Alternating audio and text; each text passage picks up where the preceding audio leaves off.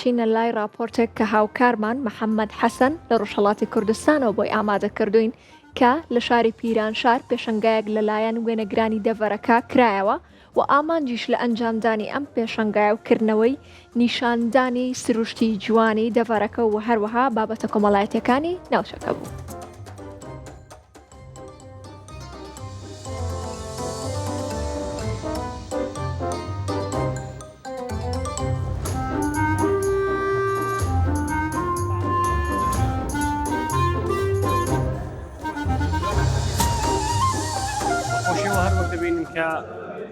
پێشانگایەک لەسەر ناونیشانی پێشانگای ناساندنی شوێنە جیاوازەکانی سروشتی شاری پیرانشار لەلایەن هێندێک لە هونەرمەندان و وێنە چێشانی شاری پیرانشار خۆشبەختانە بەڕێوە چووکە بەخۆشیەوە باشیان بە حیساب ئیستیقبال لێ کردووە. ئەوڕۆ یەکەمین ڕۆژی ئەو پێشانگایە ئەمە هەمومان لەسەر ئەو باوەڕێنی وێنە قسە لەگەڵ ئینسانی دەکاوە ئەگەر کەسانێک توانایی ئەوان نیە سەردانی ناوچە جوانەکان و سروشتەکانی شاری پیرانشار بکەن دەتوانن لە ڕووی ئەو عەکسانەوە لە ڕووی ئەو وێنانە ئەو شوێنانەی کە واقعاً سروشتن و واقعاً پێویستن سەردانیان بکەن بە خەڵکیان معرفی بکەن و بناسن کەەوە کارێکی زۆر بە نرخە لەلایەن هونەرمەندان و وێنەچێشانی شاری پیرانشار بەڕێوە دەچێت.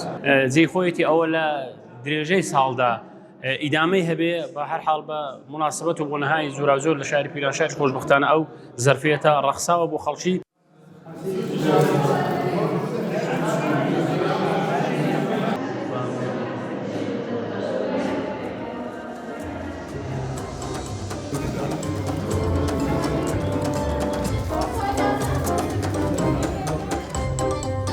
بەخاتری ئەو گیرگرفتەی کە ماوەیەک بوو هاتبوو پێشێ ئەمە ماوەیەکی زۆر بوو چەمانگێک بۆ هیچ فعالیت و چالاکێکمان لەباری بەڕێوەبرنی پێشانگا و نمایشگا لە شاری خۆماندان نەبوو.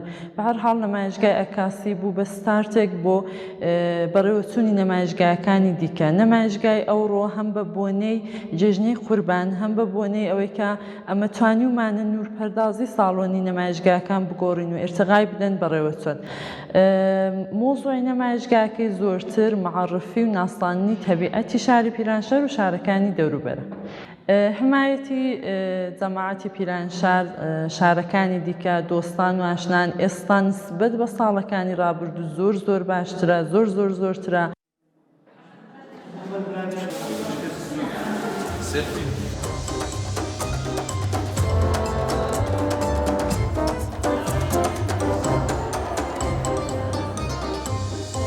بەگشتیش لە نێو سروشت و گەڕان لە نێو سروشتی دیارەکە ڕۆحیاتێک و دەرونیاتێکی هێور و ئارام بە مرۆڤ دەبەخشێ و سەرجەم کارەکانی وێنەگریش دەتوانین بەشێکی بڵێن نیشاندانی کولتور و فەرهەنگی ناوچەکەیە هەم ئەوەی کە سروشتی کوردەواری نیشاندەین و زیەکەی 10 ساڵە کاری وێنەگری دەکەم.